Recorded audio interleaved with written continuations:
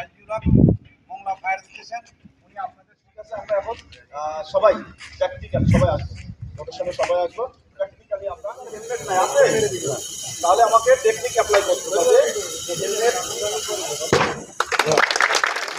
ওই যে ফাঁকা আছে এই যে আমি কি করব, আমি এটাকে চাপ দিয়ে দিলাম, ঠিক আছে, আমি অক্সিজেনটা ফুল এটা করে দিলাম। এখানে আমরা শিক্ষা লাভ করেছি যে কিভাবে একটি গ্যাস থেকে বা দাহ্য পদার্থের মাধ্যমে যদি আগুন কখনো সংঘটিত হয় বা আমাদের শরীরে যদি কখনো আগুন লেগে যায় তাহলে আমরা কি কি ব্যবস্থা করতে পারি। এখানে ফায়ার সার্ভিসের কিছু বিষয় আমরা শিখেছি।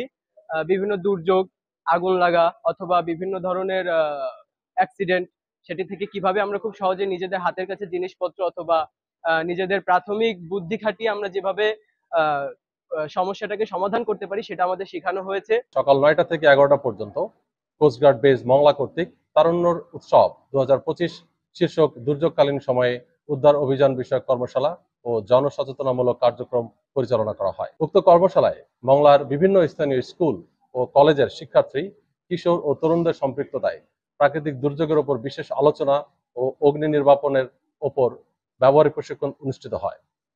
বাংলাদেশ কোস্টগার্ড জনগণের জানমাল রক্ষা ও প্রাকৃতিক দুর্যোগ মোকাবেলায় এ ধরনের কর্মশালার মাধ্যমে সচেতনামূলক কার্যক্রম চলমান রেখেছে এবং ভবিষ্যতেও রাখবে।